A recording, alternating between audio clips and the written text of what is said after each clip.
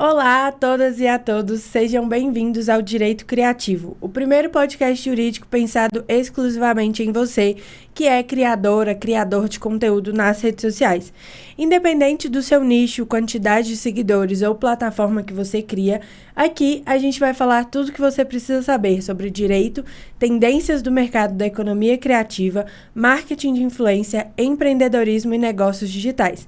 Meu nome é Maria Eduarda Amaral, eu sou advogada e assessora de influenciadores, e se você é criadora de conteúdo e sabe que pode ganhar muito mais dinheiro com o seu conteúdo na internet, lá no meu Instagram, no link da bio, a gente tem um formulário que você pode preencher para que eu consiga te ajudar com isso. E hoje eu tô aqui para conversar de um assunto polêmico e com uma pessoa que, vai ser pesado, tá? Mas antes de te falar quem é, eu vou só te contar um pouquinho da história dele. Ele que é advogado criminalista em questões de alta complexidade, fundador do Coura e Silvério Neto Advogados e Associados, com sede em São Paulo, Belo Horizonte e Brasília.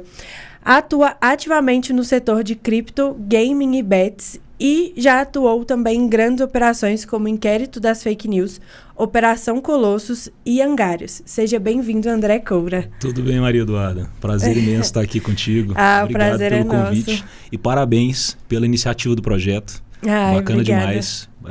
Temas super candentes. Eu acho que tem um grande mercado e muita gente que precisa dessa ajuda sua aí. Bacana demais. Precisa ouvir o que a gente vai conversar aqui Com hoje. Com certeza. Obrigado pelo convite. Prazer estar aqui contigo. Coura, para quem ainda não te conhece, faz pra gente um resumão da nossa audiência, do que você faz hoje, como você chegou até aqui. Tá. Bom, eu sou André Coura, sou advogado há 14 anos. Talvez não precisasse nem ter falado. Eu sou advogado há 14 anos, quase 14 anos em fevereiro desse ano. E grande parte dessa trajetória eu trabalho com o direito criminal. Né?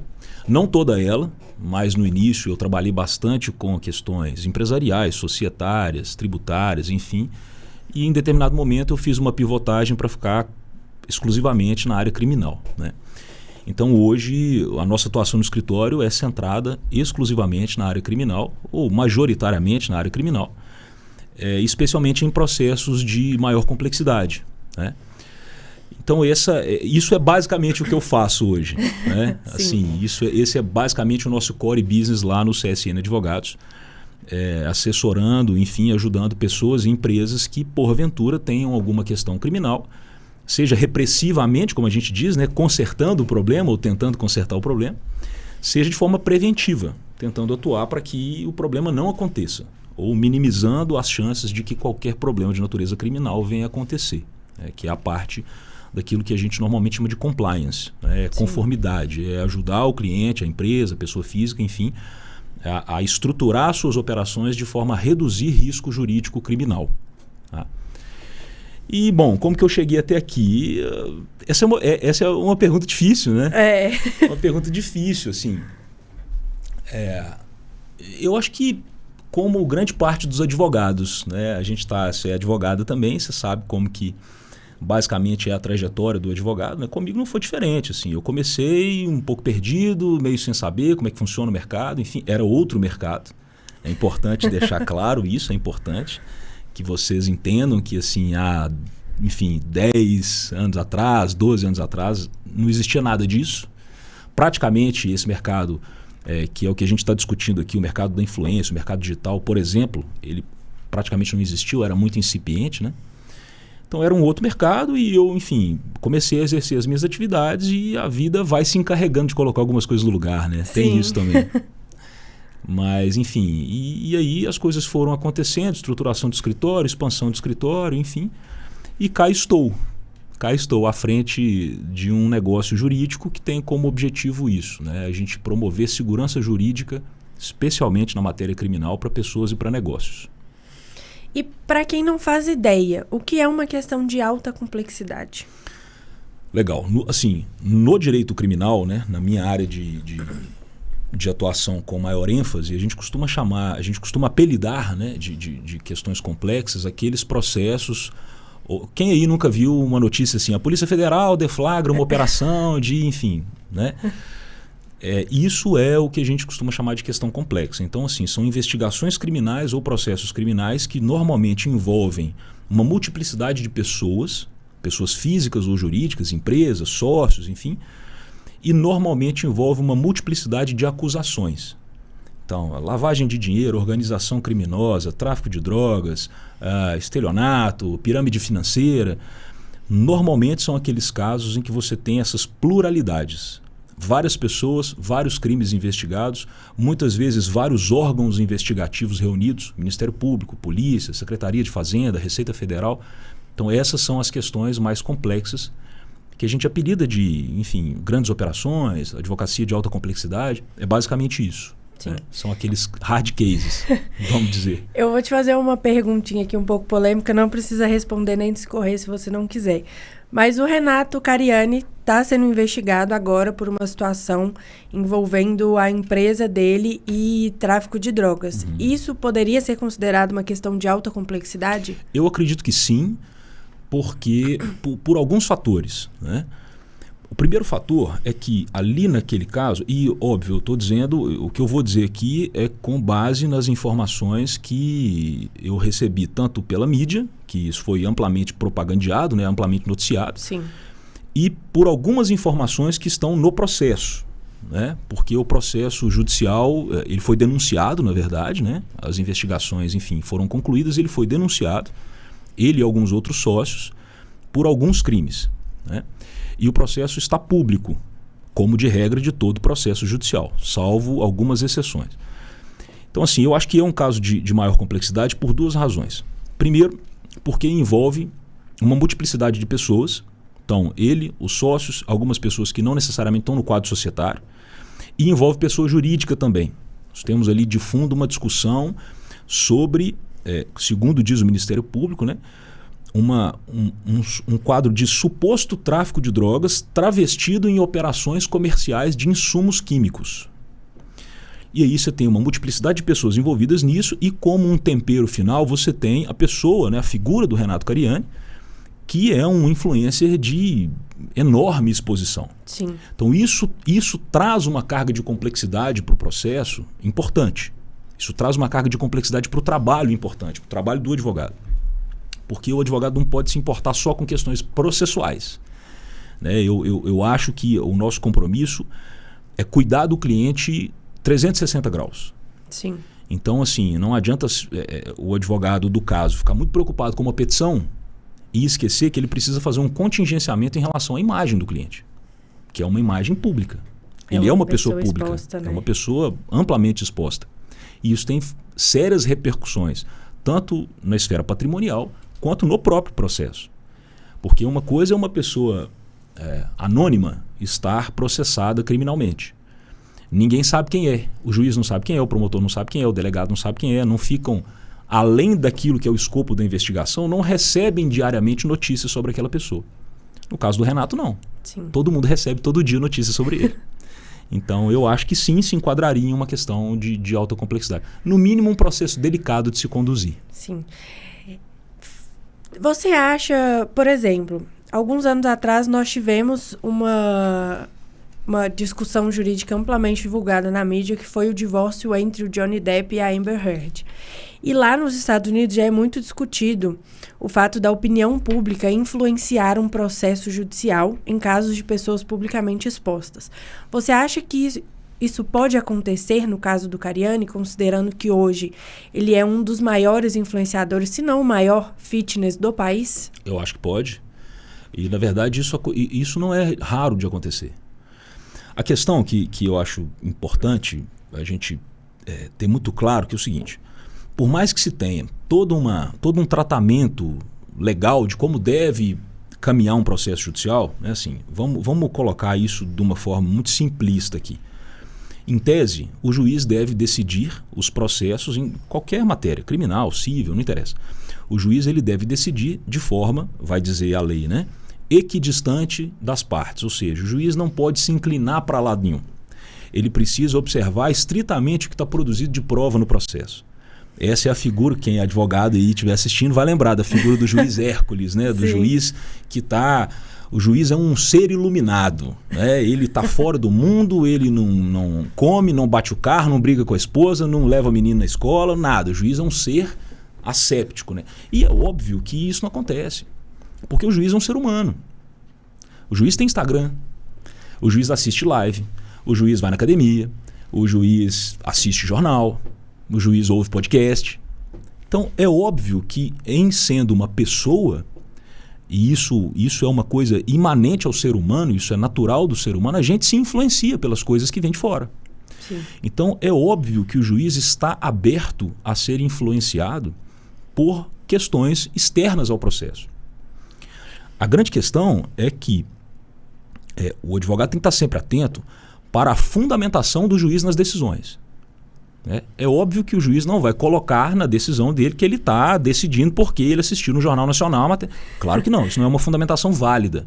Mas lá no seu íntimo, porque o ato de decisão, no final do dia, é um ato de vontade, o juiz ele precisa se concluir por algo, né? Sim. É claro que ele está aberto a ser influenciado. Claro que está. O juiz é um ser humano. O juiz é um ser humano. E na esfera criminal, a gente tem muita atenção com isso, porque... em alguns casos, você precisa preparar o cliente. E eu digo até sob o ponto de vista comportamental. Sabe? Sim. Comportamental. Assim, óbvio, não é possível generalizar, né?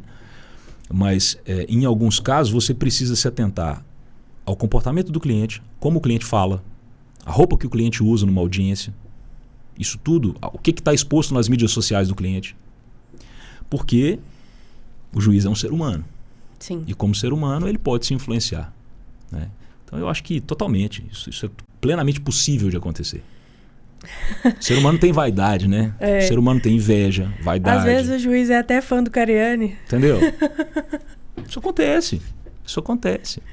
É um desafio. O desafio do juiz é decidir sem transparecer essa influência no processo. E o desafio do advogado é entender que o juiz é influenciável porque é ser humano, e tentar construir no processo estratégias que conduzam à conclusão do juiz, que convençam o juiz àquela conclusão que é a mais interessante para os interesses do cliente. Esse trabalho, né, por mais que para muita gente... E o advogado criminalista está acostumado a ser apedrejado nesse sentido. Né? Para muita gente isso mas fez ou não fez, é verdade ou não é brecha da lei, é artimanha de advogado? Não é. É porque o direito, ele trabalha sempre sob um fato histórico. Então, assim, o direito criminal principalmente. Então, quando a gente está investigando ou julgando um crime, o crime já aconteceu. Ele não está acontecendo agora, ele já aconteceu. Então, o que é julgado é a recontagem de um fato histórico. Então, nessa recontagem de um fato histórico, tem que levar a melhor quem contar a melhor história. A melhor história que vai convencer o juiz. Então, esse é o desafio das partes que estão envolvidas num processo criminal. Sim. Agora, claro, a defesa está contando uma história. O Ministério Público está contando uma outra história. Tem um terceiro elemento, que é a mídia, que vai contar a sua história também. E ela vai chegar nos ouvidos do juiz. Então, o que o advogado não pode é ignorar isso. Achar que isso não acontece. Achar que o juiz tem que decidir conforme a prova dos autos. Aí é amadorismo. Aí nem se ele vivesse numa caverna. Exatamente. E aí a gente pega uma questão do processo que ela tem a ver até muito com o mercado digital, né? Que é a detenção da narrativa. A pessoa que ela controla a narrativa, ela ganha um processo, ela vende um produto ou ela mesmo se vende. E no caso do Cariani eu percebo que ele se apegou muito nessa questão da narrativa, tanto que ele faz vídeos frequentemente no Instagram para explicar como está o processo dele. Eu não sei se isso é uma estratégia processual ou não, mas eu achei interessante porque hoje nós temos muitos influenciadores que estão nessa mesma situação. Né? O número de casos de influenciadores aumentou, investigados aí, propagados pela mídia, principalmente quando envolvem apostas. Aí, para a nossa audiência que está ouvindo a gente agora, eu sei que você atua ativamente no mercado de iGames, bets, né, apostas esportivas. Explica para a gente qual que é a diferença entre um iGaming, uma bet e um cassino online. Tá.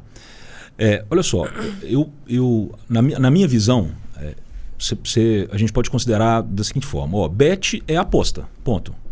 Sim. Então, lato sensu, nós estamos falando de apostas, de alocar determinado recurso com base num resultado prognóstico aleatório. Então, é jogar com a sorte. Sim. Literalmente.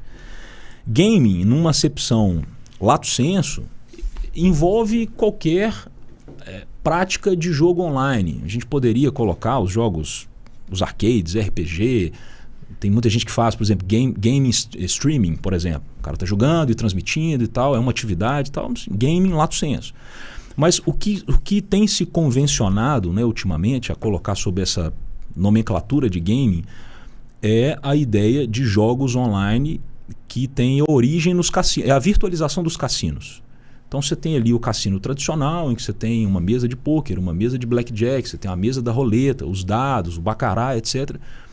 É transformar tudo isso em plataformas online. Então você joga aquilo através de plataformas online. Isso é o gaming. Isso Sim. É o gaming, né? E isso na acepção mais corrente hoje em dia, né? Então quando se fala gaming, normalmente se está a falar sobre esses jogos, que são jogos... Eu vou chamar de jogos de azar, mas a gente pode melhorar esse conceito, tá? São esses jogos de azar, jogos de cassino, jogo do tigrinho, jogo do aviãozinho, jogo da dancinha, jogo de qualquer inho que você tiver.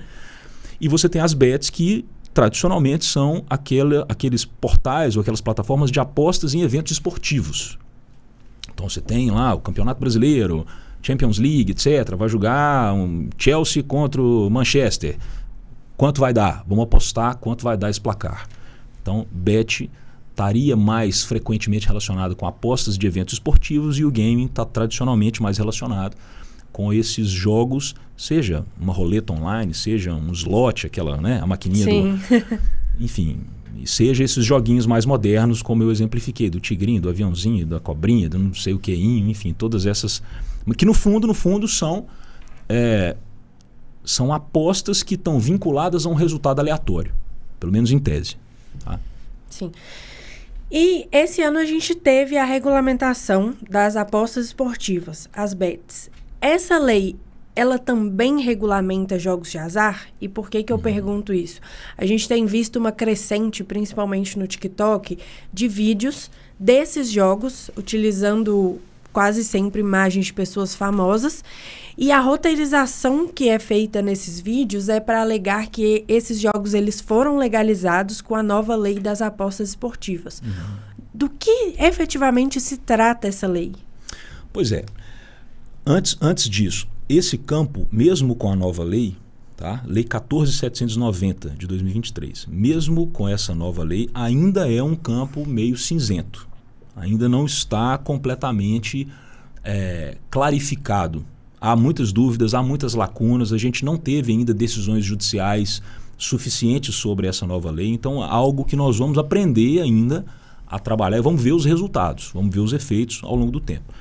Mas as apostas esportivas, né, elas já eram previstas numa lei de 2018. Nós temos uma lei, tínhamos, né, porque ela foi em grande parte revogada pela nova, mas a lei 13.756 de 2018, ela já previa uma modalidade lotérica que chama aposta de cota fixa. E essa modalidade lotérica, que foi tratada também na lei nova, 14.790, do ano passado, ela previa a possibilidade de que essas apostas de cotas fixas fossem feitas sobre resultados de eventos esportivos. Então as apostas esportivas já estavam, vamos dizer assim, autorizadas.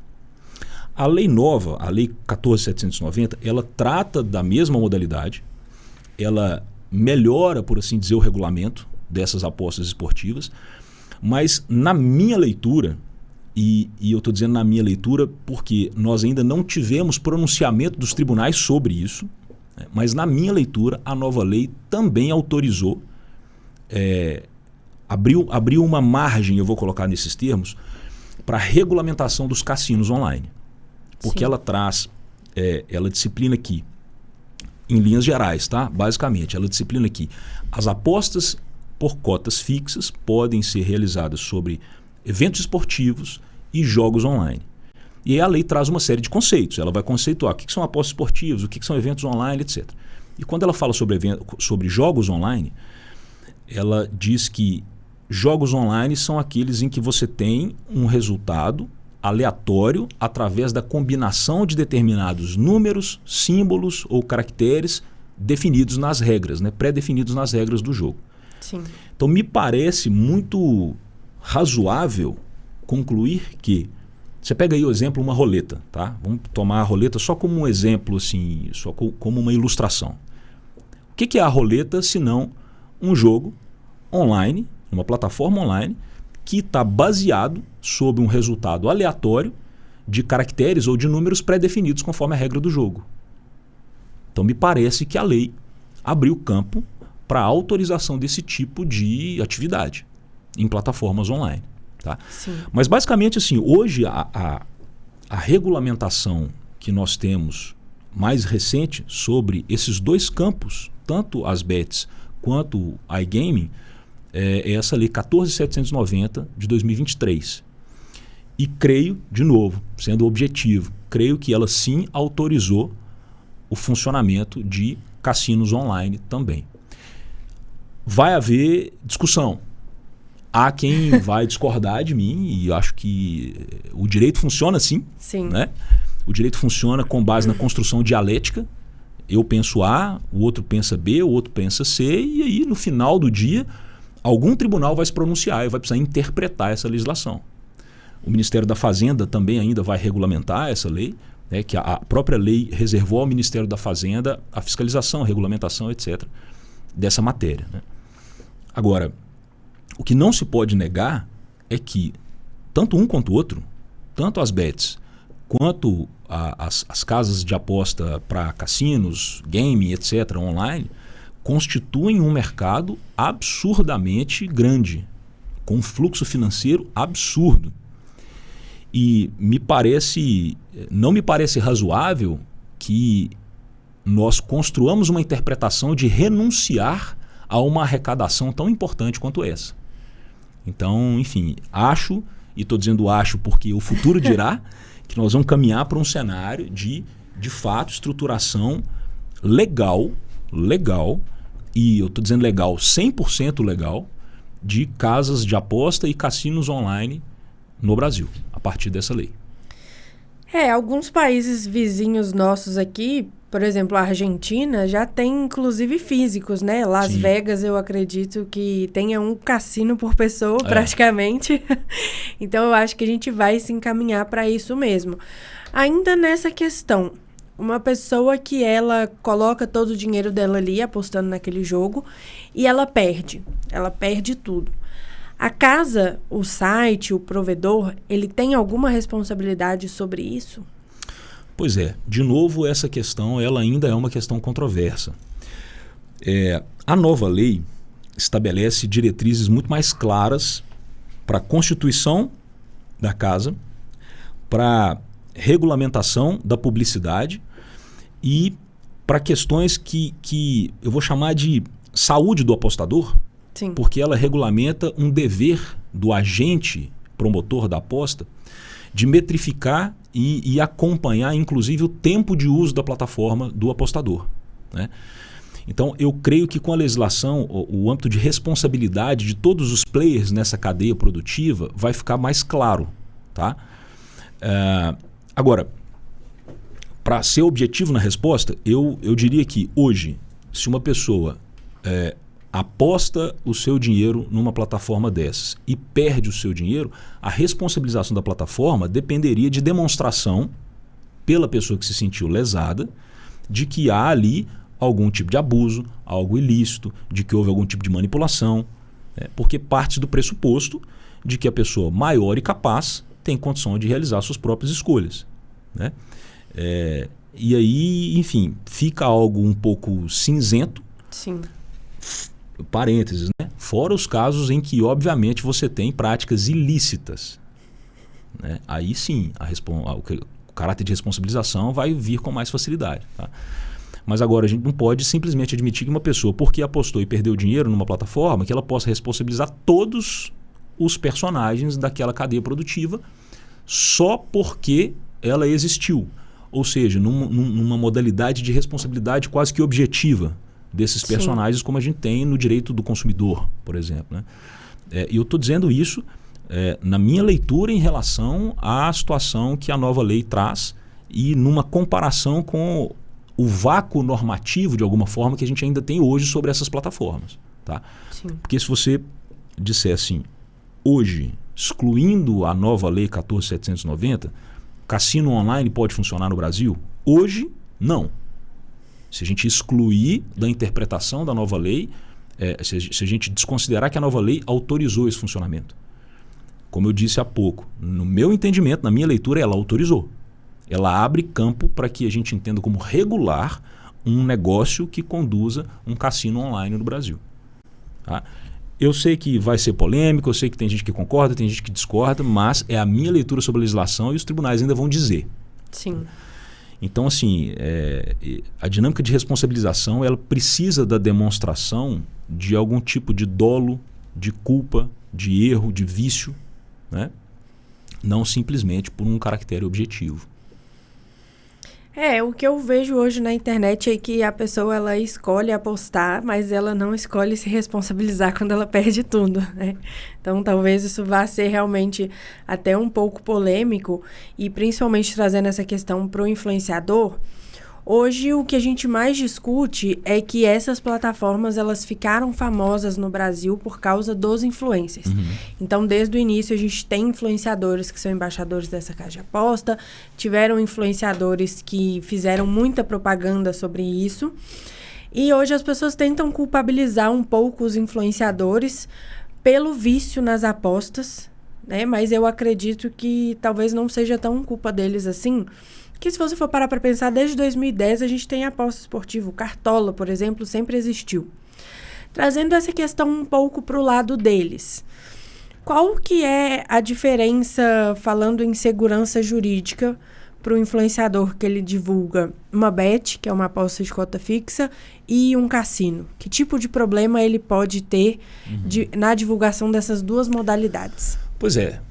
De novo, né, insisto que isso ainda é um terreno de areia movediça. Né? Se a gente for olhar pela ótica do influenciador, né, quando ele se consorcia a uma empresa que tem que oferece aposta esportiva, nós já temos um cenário um pouco mais consolidado em função da legislação que existia, da lei de 2018. Né? Então não é uma atividade ilícita. A aposta esportiva não é uma atividade ilícita como jogo do bicho. Né? E por que eu estou trazendo o exemplo do jogo do bicho? Porque ele é uma contravenção penal. Da mesma forma que o jogo de azar é uma contravenção penal. Ou seja, o nosso ordenamento jurídico proíbe o jogo de azar. Tá? E o que é jogo de azar? A lei de contravenção penal vai dizer aquele que o resultado dependa única e exclusivamente da sorte do participante. Ok. Então, assim, numa bet esportiva, você já tem um cenário de regulamentação jurídica um pouco mais sólido. Já tinha historicamente, e ele é preservado agora com a Lei 14.790. Ele permanece preservado. Em relação ao cassino sempre foi proibido, desde 1941 no Brasil. A Lei de Contravenções Penais ela é de 41. Então, desde 41, os jogos de azar são proibidos no Brasil. Com a Lei 14.790 do ano passado, a gente tem essa discussão que eu estou compartilhando contigo aqui. Que, na minha opinião, ela admitiu a possibilidade do funcionamento de um cassino, ainda que online, no direito brasileiro. Sob a ótica do influenciador, ele se expõe a risco quando ele se consorcia a esse tipo de plataforma? Eu gosto de pensar que é o seguinte, qualquer operação empresarial, e, gente, o influenciador é uma empresa. Isso aí precisa ficar bem claro. Você influenciador, você é uma empresa, entende? Então, qualquer operação empresarial, ela oferece riscos. O papel da assessoria jurídica é fazer uma mensuração de risco, uma calibragem desse risco. Até onde a gente está disposto a administrar esse risco. Tá? Onde que eu vejo que os influenciadores se expõem a um risco exagerado? Não acho nem que seja em consorciar-se às plataformas. O que eu acho que traz um risco muito grande para vários deles é não terem nenhum tipo de assessoria ao fazerem isso, assinarem contratos que eles não entenderam o que está delimitado no contrato. Isso é muito comum. Muito Demais. comum. É assim, o influenciador ele olha ali a última linha da planilha. Quanto? Mas é preciso entender o que o contrato está versando, quais são as suas responsabilidades no contrato, em que nível aquele contrato te traz responsabilidade em outras órbitas. Tá? Outra coisa que eu acho que é onde muito influenciador se coloca em problemas é na ausência de uma estrutura jurídica formal para administrar o proveito desse contrato. E aí onde você vê, vou traduzir o exemplo para algo mais prático. Você vê lá um influenciador que de um ano para o outro ele viajou para Dubai 5 vezes, comprou 2 Porsches, está morando em Balneário Camboriú, numa cobertura de 10 milhões de reais. E aí você pergunta, tá, cadê sua declaração de imposto de renda? Não faço. Não tem. Mas aí nós temos um problema. Porque muitas vezes o influenciador não se preocupa em criar o lastro econômico e fiscal daquela atividade. E aí, por que eu estou trazendo esse papo? Porque, assim, qual é a visão do advogado criminalista, tá? Contravenção penal de jogo de azar. A pena é uma mixariazinha. Ninguém é preso por contravenção penal. Nunca, não existe isso. A pena é mínima. Cabe uma série de institutos despenalizadores, acordo com o Ministério Público, conversão de pena em prestação de serviço, em multa, etc. A preocupação não é essa. A preocupação é que o que é feito com o recurso que é produzido através dessa contravenção penal. E aí muitas vezes o recurso não é escriturado sob o ponto de vista contábil, nem fiscal.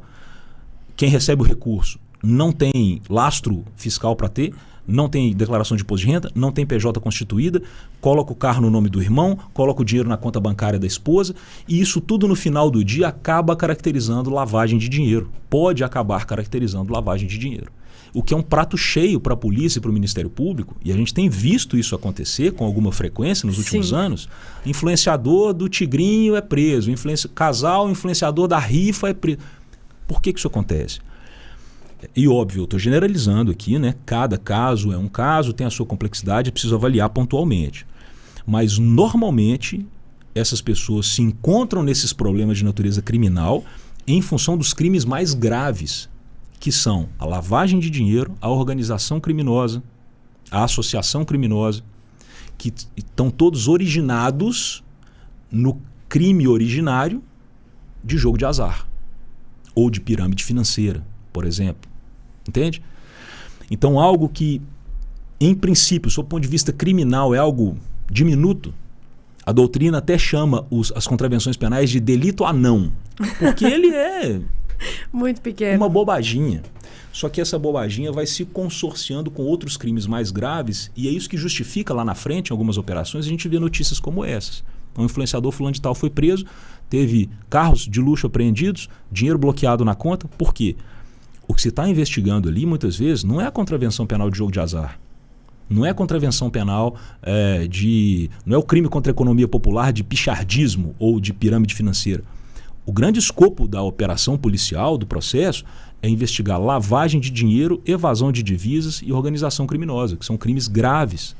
E esses sim possibilitam busca e apreensão, interceptação telefônica, bloqueio de bens, prisão preventiva. Então, ali que está o foco de risco e que muitas vezes é possível de ser evitado se o influenciador, antes de contratar e executar esse contrato de divulgação, de influência, ele fizer uma sindicância, ele contar com uma assessoria para fazer exatamente aquilo que a gente estava falando no início, que é o compliance. Para que serve o compliance? Para ver se tem conformidade naquela determinada operação. É avaliar o contrato, avaliar a declaração de imposto de renda, ver se tem empresa constituída, como que vai receber esse dinheiro, o objeto do contrato é lícito ou não é. Dando mais um degrau de verticalidade aqui na discussão, tá? Existe uma teoria, e eu não vou falar de teoria jurídica, que eu prometo que eu não vou falar, mas isso é importante para a discussão, porque a regra no direito penal é a seguinte: a responsabilização criminal é sempre subjetiva. Sim. Ninguém responde por um crime pelo simples fato de que um evento aconteceu. É preciso que você consiga conectar aquele evento a algum comportamento da pessoa, a título de dolo, quando há vontade e intenção, ou a título de culpa, quando há descuido, irresponsabilidade naqueles crimes que têm modalidade culposa prevista. Muito bem. Então, qual é a regra? Eu só consigo punir alguém se eu comprovar, o Ministério Público no caso, comprovar que aquela pessoa praticou aquele fato com consciência e vontade de praticar o fato, sabendo o que estava fazendo. Essa é a regra. Sim. Então, pode ser que muitas vezes o influenciador ele não tenha noção do que está por trás da plataforma, como funciona a plataforma, como que, enfim, como que o apostador ganha, como que o apostador perde, se tem algum algoritmo ou não, se aquilo é manipulado ou não. Isso, às vezes, está além até da capacidade de compreensão técnica do influenciador. Só que existe uma teoria no nosso sistema de justiça criminal, para facilitar, que é chamada teoria da cegueira deliberada. O que é isso? Quando você deveria saber, ou pelo menos deveria buscar saber, e não faz.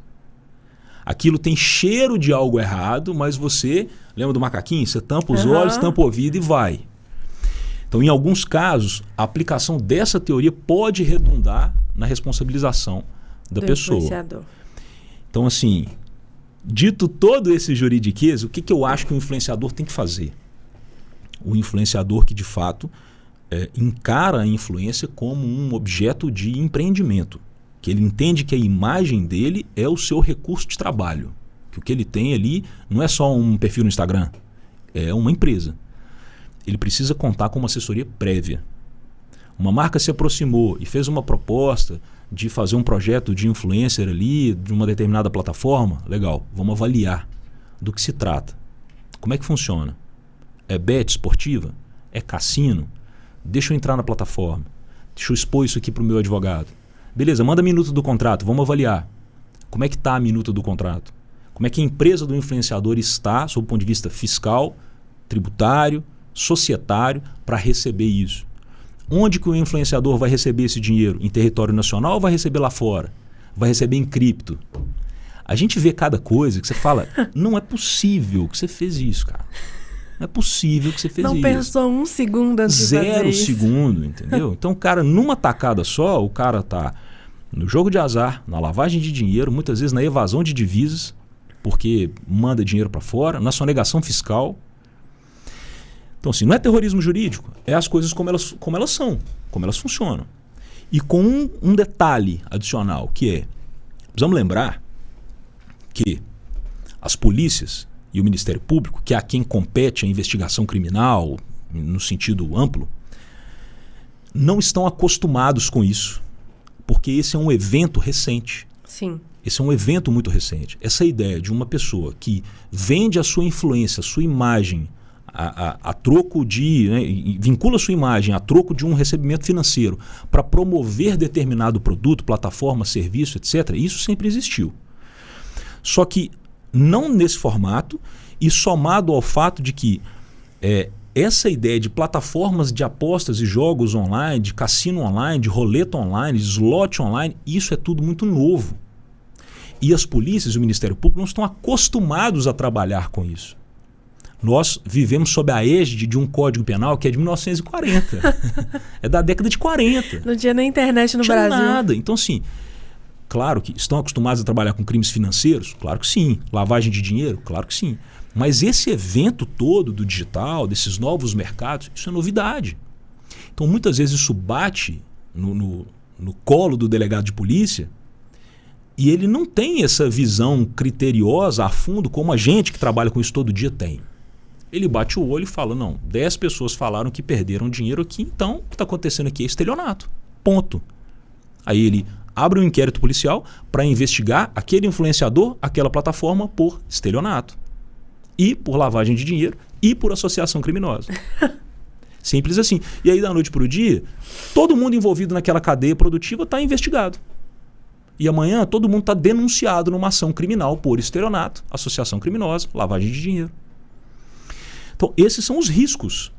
Esses são os riscos aos quais um influenciador que trabalha com esse tipo de produto pode estar exposto.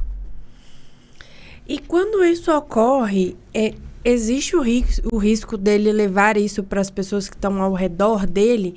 Então, por exemplo, ele ganhou uma quantidade de dinheiro no jogo do Tigrinho e comprou um carro para o irmão.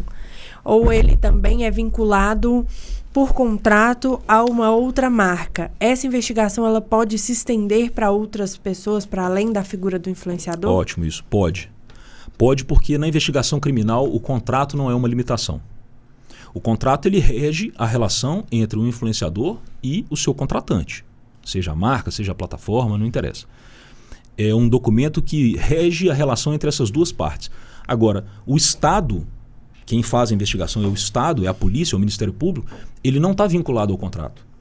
Então, assim, recebeu R$1 milhão, comprou 2 carros, colocou um no nome da mãe e outro no nome do irmão. A mãe e o irmão não assinaram um contrato com ninguém. Podem ser investigados? Podem, e eu digo que provavelmente serão. Os carros podem ser bloqueados? Podem ser apreendidos? Podem. E provavelmente serão. Por quê? Porque a investigação criminal não está vinculada ao contrato. Aliás, essa ideia de eu ganho um dinheiro, compro um bem e coloco no seu nome, muitas vezes a polícia e o Ministério Público interpretam isso como um ato de lavagem. Porque a lavagem não é só de dinheiro, né? A gente fala a todo momento, lavagem de dinheiro, lavagem de dinheiro. É bom lembrar que a lavagem pode acontecer em relação a qualquer patrimônio. Qualquer patrimônio decorrente de um fato ilícito. Então, assim, colocar carro em nome de terceiro pode ser lavagem de dinheiro. Transferir dinheiro para uma terceira pessoa pode ser lavagem de dinheiro. Comprar casa em nome de um terceiro pode ser lavagem de dinheiro. São os famosos laranjas, né, que a polícia Sim. sempre fala. Então, assim, resumo da ópera. O buraco é mais embaixo. O buraco é mais embaixo. Muitas vezes parece só um simples contrato, ou para o influencer, às vezes, pode parecer uma ótima oportunidade de rentabilização, de vinculação com uma marca que está crescendo, etc. Só que é muito prudente que os riscos sejam avaliados. Por quê? Uma coisa é você ter um rompimento contratual. E aí, no rompimento contratual, basicamente o que você discute são direitos patrimoniais. Sim. Quanto que eu devo, quanto que você me deve, você me causou um prejuízo, eu te causei um prejuízo. Quando a questão vai para a seara criminal, a discussão não é só patrimonial. A discussão é de liberdade patrimonial e de imagem. Então, esses 3 aspectos, eu acho que para o influenciador, eles são muito sérios. Primeiro, patrimonial, porque o patrimônio eventualmente decorrente de práticas ilícitas, ilegais, ele pode ser bloqueado. E ele pode perder esse patrimônio. Existe o que a gente chama de pena de perdimento. É literalmente ficar sem. Segunda questão, a liberdade, a mais óbvia, né? E, de novo, eu não estou fazendo terrorismo. Nós temos visto notícias de influenciadores presos. E alguns continuam presos. Já há mais de ano. Se você jogar influenciador no Google, só aparece notícia de influencer preso. Pois é. Então, liberdade. E outra, uma ação criminal, uma condenação criminal, uma prisão, ainda que seja provisória, que ela seja revogada depois, que ele volte à liberdade, mas você há de concordar comigo que para uma pessoa que tem na sua imagem o seu principal ativo mercadológico, isso é um prejuízo muito grande. Isso precisa ser gerido com muito carinho, com muita atenção. Porque às vezes você destrói o principal ativo do influenciador, que é a sua imagem. E a sua influência é pretensamente positiva. Né? Sim. Então acho que esses 3 elementos são os principais para concluir que eu não acho que o influenciador tenha que ter medo de fazer nada. Eu não acho que o influenciador precise necessariamente parar de exercer o que ele sabe fazer, que é influenciar, de fato. Mas eu acho que ele precisa fazer isso como um empresário, o empresário da influência. E como é que empresário toma decisão? O empresário toma decisão avaliando perspectivas, riscos e números. É assim que a decisão precisa ser tomada. Né? Se você for em qualquer empresa de escala global, as maiores Sim. empresas, você dificilmente tem decisões solitárias. Por isso que existe o board, existe o conselho. Porque o presidente, para tomar uma decisão, ele quer ouvir os conselheiros. Ele precisa saber diretor financeiro, diretor de logística, diretor jurídico, para que ele tome uma decisão tendo tudo em conta, para que ele consiga tomar a melhor decisão. Sim. É o que eu acho que o influenciador tem que fazer. Especialmente com um advogado que saiba daquele mercado. Para ponderar os riscos. Tem muita gente que acha que advogado é o cara que fala não sempre, né? Sim. A gente tem que desconstruir essa ideia. O advogado não fala só não. Às vezes o advogado fala sim, Mas. porém, vamos fazer assim, assim, assim. Que aí o risco de dar errado é menor. E se der, a gente tem defesa. Sim. A gente tem o que argumentar. Eu acho que isso é o principal. Igual a gente estava conversando aqui antes do episódio, às vezes a pessoa ela vai receber até um pouco menos, mas ela vai ter um negócio tão legalizado que ela nunca vai precisar se preocupar de algum dia, 6 horas da manhã, a Polícia Federal tá lá batendo na casa dela. E vou te falar de experiência própria, profissional. Graças a Deus nunca aconteceu comigo, espero que assim continue, mas esse evento, quando ele acontece, é muito traumático. É muito traumático. E não estou dizendo de questões assim, sabe, de violência ou de agressão, nem nada disso. O mero fato de acontecer. E é exatamente desse jeito que você está dizendo. 5, 6 horas da manhã, Polícia Federal. E aí, a gente tem como evitar absolutamente que algo assim aconteça? Claro que não. Todo mundo está passível de ser investigado. Você, eu, qualquer um de nós. Né? Mas a gente tem como minimizar os riscos de que isso aconteça. Né? E agora, isso é uma questão muito óbvia. E é bom, você, influencer, é bom que você entenda isso. E você que trabalha com digital em qualquer mercado. Em qualquer mercado, negócios lícitos, legais, terão margem de lucro menor que negócios ilegais. Essa conta é simples de fazer. Essa conta é simples. Concorda? Se eu parar de pagar imposto lá no escritório, a minha margem vai aumentar. Só que eu tô gestando um problema. Eu coloco um tabuleiro no forno e uma hora esse bolo vai voltar. Então eu paro de pagar tributo. A minha margem de lucro vai aumentar, óbvio. Só que uma hora eu vou receber um procedimento fiscal de cobrança. Eu vou responder por um crime tributário. Enfim. Então, não tem comparação. Por isso que eu falei da gestão de risco. A gente tem que colocar na balança. Cara, o que é mais importante para você aqui? Rentabilidade ou dormir tranquilo? A gente pode ter as duas coisas até certo ponto. Até certo ponto. Então, essa é a máxima rentabilidade que a gente consegue com essa operação, com o máximo de risco aceitável. Ah, não, quero mais rentabilidade ao risco. Então, é assim que eu vejo o papel da advocacia. Não só para essa área, para qualquer área. E isso se aplica também para o influenciador, para quem trabalha no mercado digital, para quem trabalha com dropshipping, para quem trabalha com, enfim, com lançamento, com PLR, com qualquer coisa.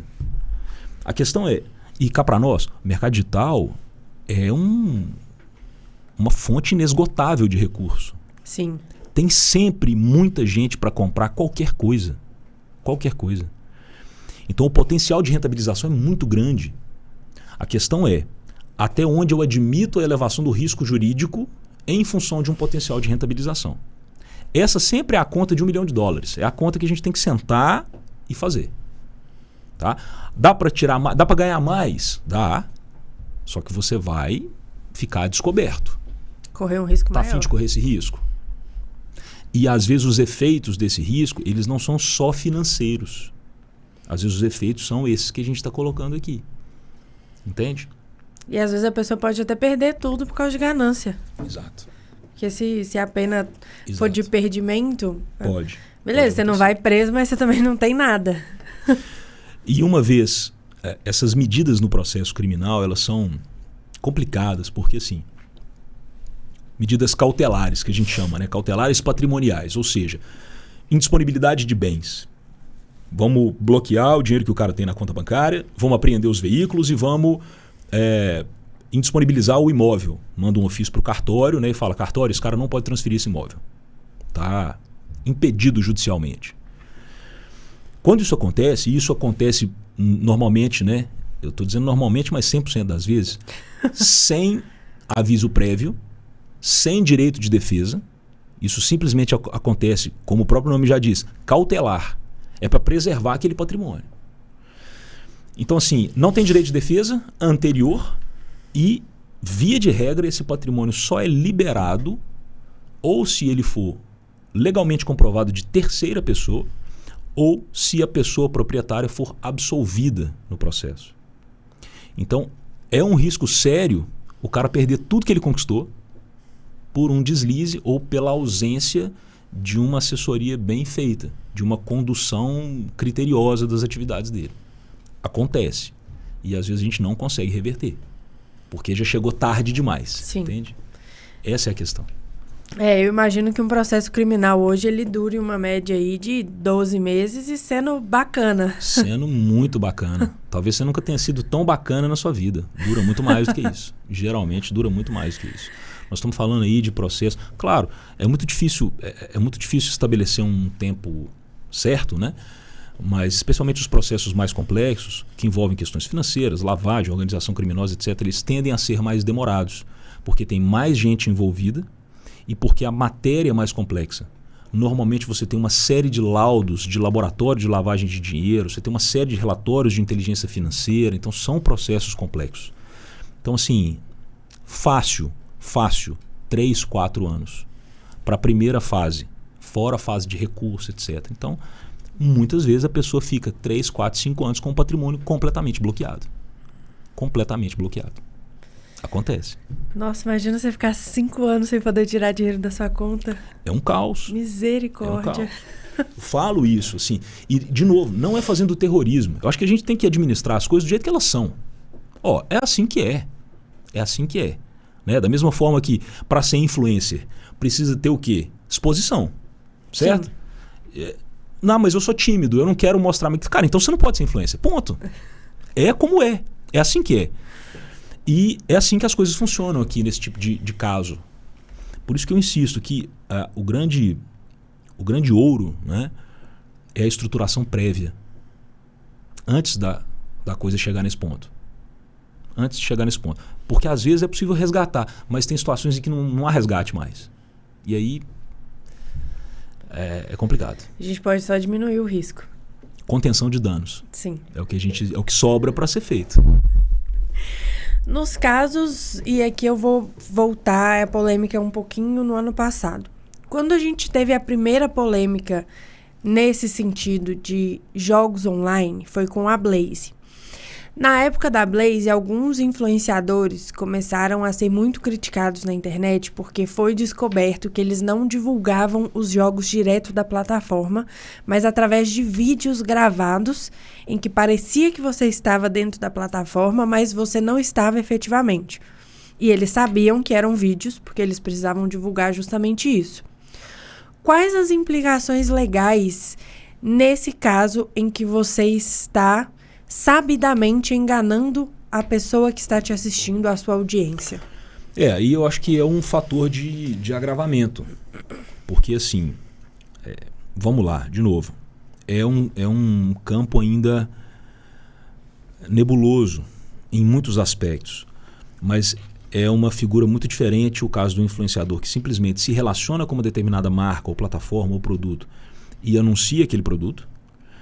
E outro influenciador que toma parte nisso, que sabe eventualmente que há um algoritmo ali para que o apostador perca. Aliás, tem influenciador que inclusive é remunerado com um percentual sobre a perda do apostador que chega na plataforma através do seu link. Isso agrava a situação do influenciador, né?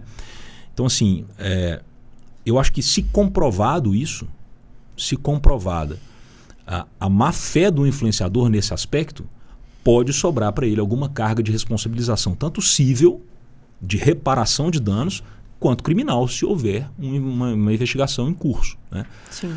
Eu acho que a grande crítica que aconteceu também, assim, eu acho que o grande motor de crítica, talvez, é porque, veja, o influenciador, o que ele faz é convencer a sua audiência de que ele é, de alguma forma, em relação a algum assunto ou alguma parcela da vida, de que ele é um exemplo a ser seguido. Esse é um ativo muito importante que o influenciador tem, né? As pessoas modelam o influenciador. Elas querem ser o influenciador. Elas querem ter a vida do influenciador. Elas desenvolvem um carinho com o influenciador. Acaba virando... É um fenômeno muito interessante do ponto de vista psicológico até, né? Sim. Parece que você é íntimo do influenciador. Você se sente amigo daquele cara, você deposita confiança nele, você nunca nem conversou com a pessoa, mas tem uma proximidade tão grande, desenvolve-se uma relação de confiança tão grande, e quando acontece algum evento que provoca um choque, uma ruptura, né, você tinha aquela pessoa em alta conta, num pedestal, às vezes ali valores que são coincidentes com o meu, moral inviolável, etc., e do nada ela se vincula com uma questão que confronta os seus princípios. Isso causa frustração. Isso causa uma quebra de confiabilidade muito grande. Então eu acho que esse também foi um dos grandes motores de críticas em relação a isso. Né? A pessoa sabe que o negócio não funciona ou sabe que o negócio é feito para tirar dinheiro de alguém e ainda assim divulga, incentiva as pessoas, etc. Agora, de novo, os limites de responsabilização dessas pessoas, eles não estão muito claros. Eles precisam ser construídos caso a caso, casuisticamente. Eles não estão assim, eles não são dados pela lei de forma objetiva. Sim. Né? Esse é um dos problemas, entre aspas, do direito. Né? Dizem que qualquer pergunta que você faça para um advogado, ele vai te responder depende. Mas realmente é. Depende. Depende do quê? Depende do caso, das provas, do contexto, da extensão do dano. Depende de quanto o influenciador sabia, se não sabia, e se sabia, sabia até onde. Se não sabia, o quanto deveria saber. Se não sabia, o quanto deveria saber. O quanto tinha capacidade, inclusive, de saber. Então, assim, é uma discussão difícil. É uma discussão difícil. Eu acho que o que motiva realmente as críticas avassaladoras quando acontece algum problema é o rompimento de confiança que a audiência tem com o influenciador. Né? Por isso que esse é um outro aspecto muito importante também de consideração para quem trabalha com influência, que é ter... e eu vou chamar aqui de compliance, mas num sentido até mais amplo do que só o criminal, que é divisar quais são os contratos, projetos, negócios que fazem sentido conforme a cultura de negócio que ele criou. Porque você há de convir comigo que... Eu vou criar um exemplo esdrúxulo, tá? Mas é para ilustrar. O cara é influenciador fitness há 10 anos. Há 10 anos. Aí o cara se vincula para divulgar uma marca de cigarro eletrônico. Tá violando compliance ali, cara. Será que esse contrato vale a pena? O que você tem a perder com isso? Óbvio que não faz sentido, ou pelo menos em tese não faria sentido. Você está desconstruindo todo um ativo construído com uma grande audiência em função de um contrato só, mas amanhã esse contratante foi embora. E a galera que está a sua audiência de 10 anos, que tem potencial, que compra todas as mentorias, todos os cursos, que enfim, como é que você vai gerir isso? Então o influenciador precisa entender que ele é uma empresa, ele precisa de assessoria. Não só jurídica, a parte jurídica é uma delas. Precisa de assessoria de mercado, de contrato, de posicionamento, de proteção, de marca, de patente, de capital intelectual, de tudo. O cara é uma empresa. Como que alguém que tem um faturamento muitas vezes até milionário por ano e tem custos também, óbvio, porque contrata, tem gente que participa de projeto, tem produção, tem iluminação, tem vídeo, etc. Isso é o quê? Uma empresa. Se tem receita, se tem despesa, se paga imposto, se tem funcionário, é empresa. Precisa ser tratado como tal. E tem principalmente cliente, né? Porque a audiência... São os principais clientes. Sim. São os principais. E são clientes que estão te observando 24/7. Estão todos os dias ali. Então, eventualmente, um ou outro pode não fazer diferença. Mas é a somatória individual de cada um desses que constrói o negócio. Né? Sim. Tanto que eles ficam sempre muito focalizados na questão do número de seguidores, né? Sim. Então, nossa, perdi 100 seguidores hoje, meu Deus, minha vida acabou. Porque você concorda que esse é o ativo que o influenciador tem para vender? Sim. O ativo que ele tem para vender é esse. Então, se eu tenho aqui na minha base 1 milhão de pessoas, eu consigo produzir determinado valor. Se eu tenho 3 milhões de pessoas, eu consigo produzir mais valor. Eu tenho mais entrega. Né? E não só uma métrica fria numérica, mas também uma métrica de engajamento. Né? O quanto os meus seguidores... Eu posso ter 20 mil seguidores, mas o quanto esses seguidores de fato confiam em mim? Qual o meu poder de influência sobre eles? Qual é efetivamente a taxa de conversão quando eu anuncio determinado produto ou serviço na minha base? Sim. Porque não adianta ter 1 milhão de seguidores, mas se eu anuncio algo, a conversão é, enfim, menor do que aquela de quem tem 20 mil. Acho que essa é uma outra métrica também, mas aí em relação ao modelo de negócio, né, da influência. Sim.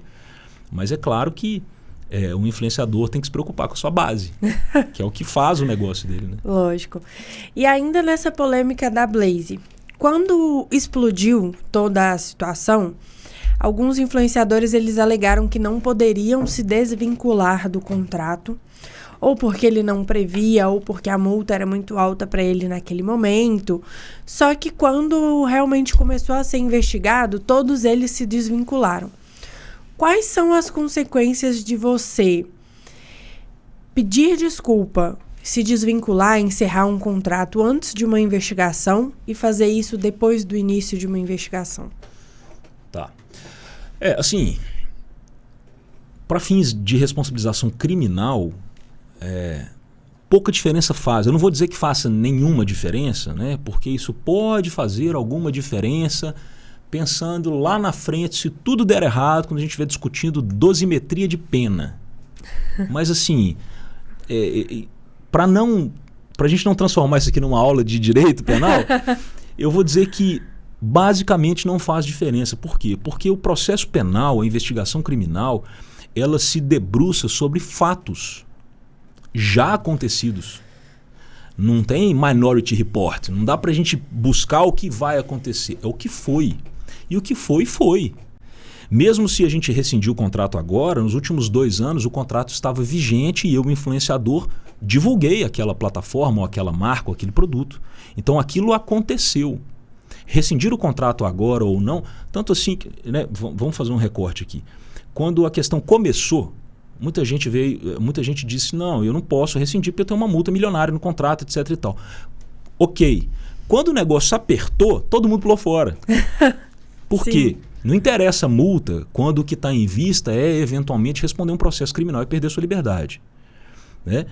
Agora, isso muda o jogo no processo penal? Não necessariamente. Porque daqui para frente eu estou com um contrato rescindido. Ok, eu não me vinculo mais, eu estou desvinculado e tal. Só que daqui para trás eu estive. E enquanto não houver prescrição dos fatos supostamente criminosos, eles são passíveis de investigação. Então não é a tábua de salvação. Não é a tábua de salvação. Ah não, estou de altas, então estou perdoado. Não funciona assim. Quem tem que ser investigado por um fato pretérito vai continuar sendo investigado. Né? Então isso não muda tanto o cenário para fins criminais. Tá? Eu acho que muda para fins de gestão da imagem do influenciador. Sim. Porque assim, se você está vinculado a uma determinada marca, uma determinada plataforma, um determinado projeto que começa a naufragar, que começa a ser manchado, quanto mais tempo vinculado àquilo, mais aquela tinta chega em você. Então, por uma questão de gestão de risco mesmo, muitos se desvincularam no sentido de se preservar dos efeitos negativos que poderia acontecer com a plataforma. E fizeram isso de maneira, penso eu, inteligente, acertada. Porque, de novo, o que o influenciador tem de ativo principal é a sua imagem. E você não consegue, assim, como você consegue fazer com uma empresa. Pensa o seguinte, né? Nós abrimos a empresa aqui, XPTO Limitada, e começamos a trabalhar. Deu algum problema, alguma questão? A gente pode, amanhã, os mesmos sócios, abrir a XYZ Limitada e tentar construir uma história diferente para essa nova empresa, para esse novo negócio, ainda que no mesmo mercado. Sim. A pessoa física não tem como fazer isso muito. Não dá para eu chegar amanhã e dizer, não, eu vou mudar de nome. Não é assim que funciona. Cansei. Não, agora eu sou... Então, assim, a nossa história, né? E por mais que um influenciador seja uma empresa, eu falo isso no aspecto de operacionalidade e de responsabilidades de estruturação do negócio, ele é uma pessoa física. E o grande ativo está atrelado à imagem e ao nome dele. E se você mancha a sua imagem e o seu nome, é muito difícil começar de novo. É muito difícil começar de novo. Então eu acho que faz sentido sob o ponto de vista de gestão da imagem. Começou a dar errado. Aliás, foi o que eu falei, isso precisa ser feito antes. Sim. Cara, não vamos por aí não que vai dar errado. Não, fomos. Ok, começou a dar errado. Vamos sair então. Vamos sair. Agora, para efeitos de investigação criminal, muda pouco em função dos fatos que já foram praticados. que eles vão continuar sendo objeto de investigação. E se houver possibilidade de punir, o influenciador vai ser denunciado por aquilo, né? Certamente. Sim. E como você já atua ativamente nesse mercado, queria que você comentasse um pouquinho pra gente do seu caso mais difícil. Tem um caso, assim, aqui eu vou ter cuidado, porque o advogado criminalista, aliás, todo advogado, né? A gente tem o sigilo cliente-advogado, e conosco é um pouco mais grave, porque a gente está tratando de questões que são efetivamente sensíveis e tal. Mas o que eu posso dizer é que a gente tem uma experiência interessante com plataformas de cassino online e com influenciadores que fazem trabalhos, eu vou chamar de rifa, que todo mundo entende. Sim. Todo mundo entende. A rifa de carro, rifa de, enfim, qualquer coisa. iPhone, casa. iPhone, exato. São os mais rifados, carro e iPhone. Né? Então a gente atua nesses dois campos, né? E a gente tem um tracking record legal nessas duas áreas, né? Na área do gaming, do cassino online, de um cliente que trabalha nessa área, né? Enfim, tem atividade nessa área e que foi investigado pela polícia em função de supostamente estar praticando, ou não só ele, né? Porque é um contexto. A gente precisa lembrar que a gente sempre tem mais de uma pessoa, que é um contexto de pessoas físicas e jurídicas, etc. E a polícia entendeu que haveria ali potencialmente um estelionato e alguns outros crimes. O estelionato, associação criminosa, crime contra a economia popular, um pacote completo de tentativa de responsabilização. E que a gente conseguiu demonstrar que não se tratava disso. Que não se tratava... Isso antes da lei, tá? Inclusive antes da lei 14.790 entrar em vigor. E a gente conseguiu demonstrar que não se tratava disso. Que não se tratava de exploração de casa, de jogo de azar, como diz a lei de contravenção penal. E a gente conseguiu eliminar isso. E no caso dos sorteios, né, que o pessoal popularmente chama de rifa, a gente tem um tracking record muito legal desse cliente, no caso, que foi a estruturação do negócio. E que 90% das pessoas que fazem isso fazem assim, sem nenhuma estruturação. E é por isso que dá errado. Sim. Porque tem jeito certo de fazer. Então, assim, qual que é a figura normal de se ver? O cara começa a fazer a rifa e começa a fazer dinheiro. Porque, de fato, circula muito dinheiro. E aí ele começa a receber tudo aquilo no seu CPF e começa a gastar, começa a comprar bens, começa a ter uma evolução patrimonial sem ter lastro fiscal para essa evolução patrimonial. Então ele tem patrimônio a descoberto. O que acontece? Como aconteceu com alguns players aí do mercado, não vou citar nome, mas a gente teve ano passado, esse ano, fulano de tal que rifa moto, fulano de tal que rifa carro, presos, né? E a gente conseguiu estruturar esse modelo de negócio dentro das normas aplicáveis, parênteses. Ah, mas aí dá menos dinheiro. Óbvio, gente. De novo, tudo aquilo que você faz de forma legal, a sua margem de lucro é menor do que se você fizer ilegalmente. Pensa bem, a farmácia da esquina ali, claro que ganha menos dinheiro do que se eu montar uma farmácia e não pagar nada, não pagar alvará, não pagar tributo, não pagar nada, é óbvio isso. Mas a gente conseguiu criar um índice de segurança jurídica muito interessante para essa operação de sorteio, com base nas normativas vigentes aplicáveis, né?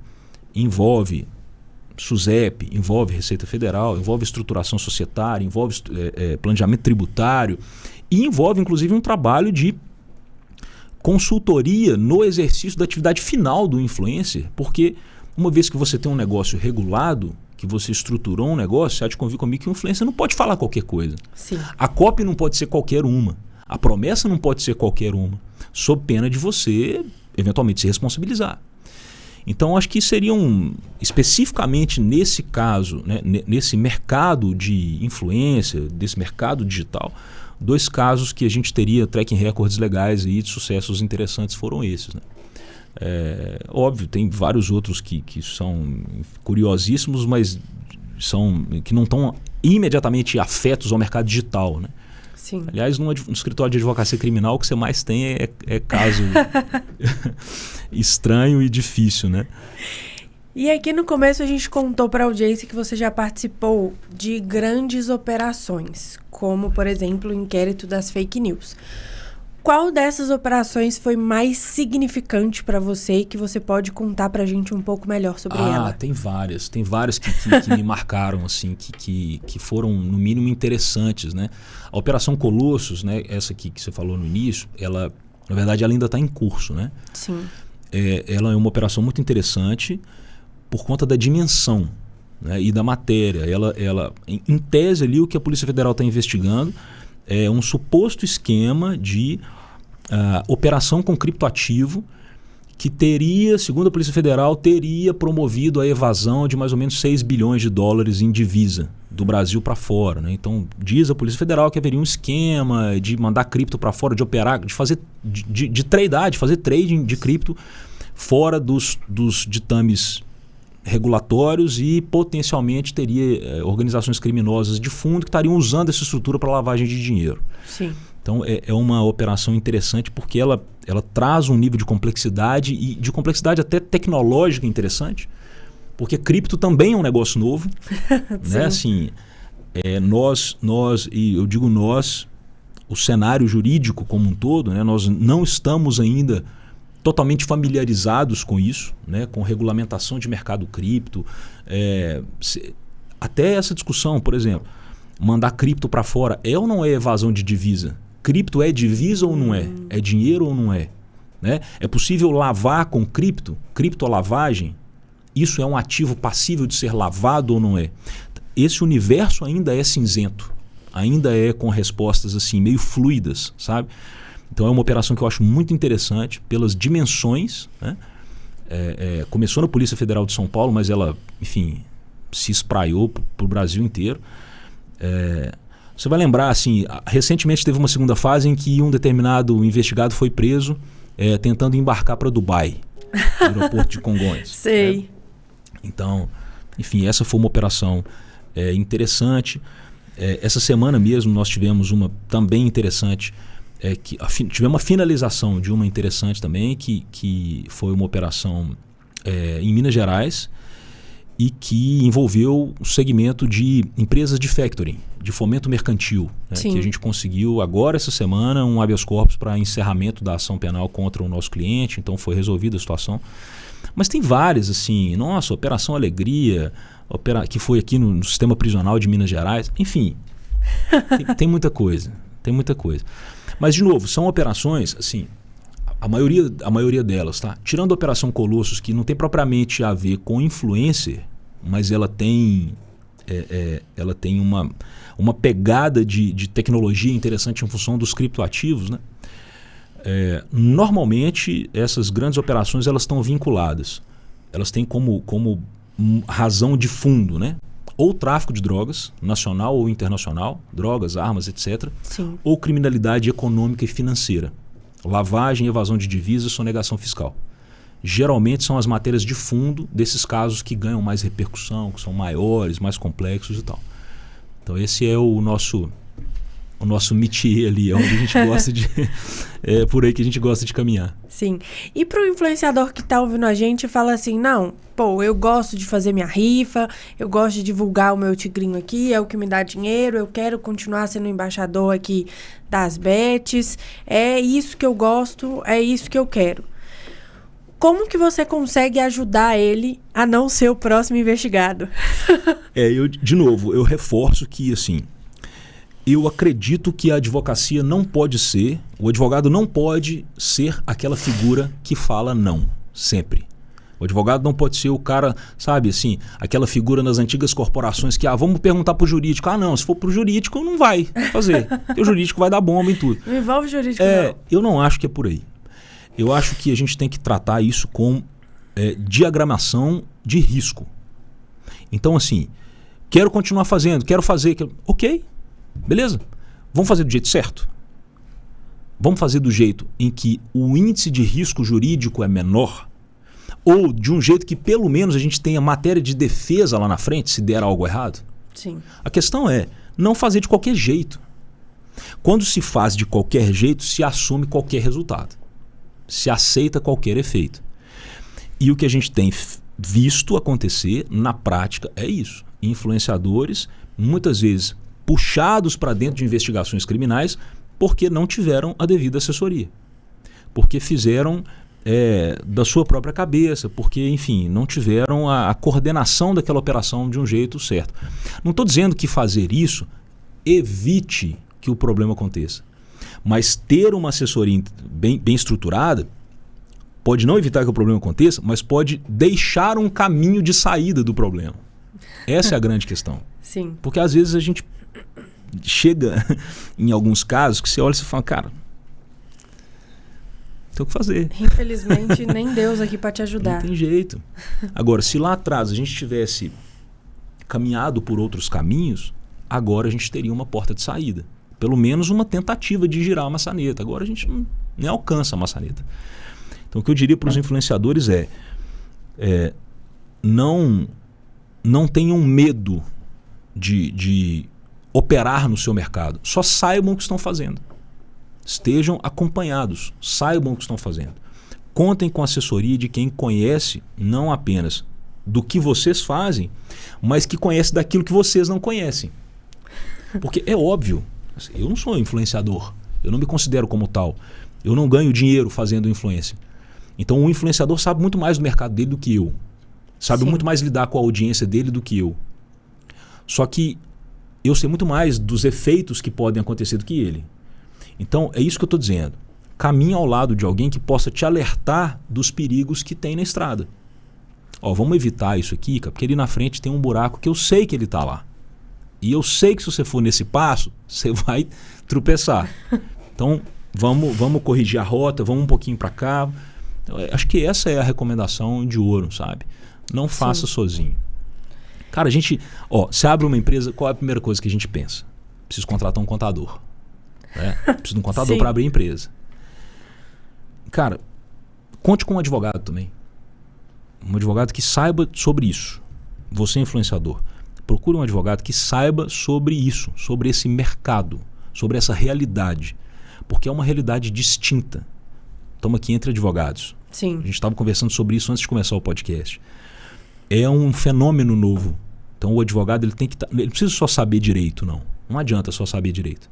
Ele precisa saber correlacionar o direito com esse novo mercado. E aí onde eu acho que os níveis de segurança aumentam e a chance de dar errado diminui. Acho que essa é a grande sacada. Já deu a dica de ouro aqui. E para o influenciador que faz isso e está com medo de ter algum problema ou já tem algum problema e quer que você ajude ele nessa, como que ele faz para te encontrar nas redes sociais? Só me procurar no Instagram a.coura, tá? @a.coura, C-O-U-R-A. E enfim, estou em todas aí, LinkedIn, TikTok, você digita lá André Coura, você vai me achar. E a gente está E aí, através do seu Instagram, também dá para encontrar o Coura e Silvério Neto. Coura e Silvério Neto Advogados. Até no Instagram também, @Coura e Silvério Neto. Tudo por extenso. Ou csnadv.com.br. Aí fácil sim, de falar com a gente. A gente está sempre disponível, tá? Conte com a gente. Enfim, o que a gente puder ajudar. Nosso propósito, eu costumo brincar que é construir possibilidades. Eu acho que é para isso que a gente serve. Eu acho que isso define bem o trabalho de vocês, inclusive. Eu gosto dessa frase. Construindo possibilidades, é isso que a gente faz. Então agora a gente já está encaminhando para o final. André, eu te agradeço pela disponibilidade, pelo episódio, por todas as dicas aqui. Espero que a nossa audiência consiga ter aprendido alguma coisa e saiba o que fazer se tiver algum problema. Então, se você acha que você pode ter algum problema criminal, o link do Instagram do André e o site do Coura e Silvério Neto vai estar aqui na descrição desse episódio. E espero que nas próximas conversas a gente também possa ajudar a audiência em algo. Com certeza. Te agradeço imensamente pelo convite, viu, Maria Eduarda? Prazer estar aqui contigo e parabéns de novo pelo projeto. Acho muito importante, acho que é um baita mercado e acho que tem muitos profissionais aí muito talentosos que precisam, de fato, ter um pouco mais de consciência sobre esse empreendimento que eles estão conduzindo, né? E mais solidez nas operações, para que eles consigam dar longevidade a isso, né? O que a gente quer ver é esse pessoal, de fato, tendo sucesso e perenizando sem risco, dormindo tranquilo. Isso é verdade. E para você que acompanha o podcast, lembrando que nossos episódios saem todo sábado às 10 horas da manhã em todas as plataformas. Então você pode achar a gente pelo YouTube, pelo Spotify, pelo Deezer, pelo Apple Music. É só você procurar pelo Direito Criativo Podcast. Agradeço a todos que ficaram com a gente aqui até o final desse papo. Um grande abraço e até a próxima.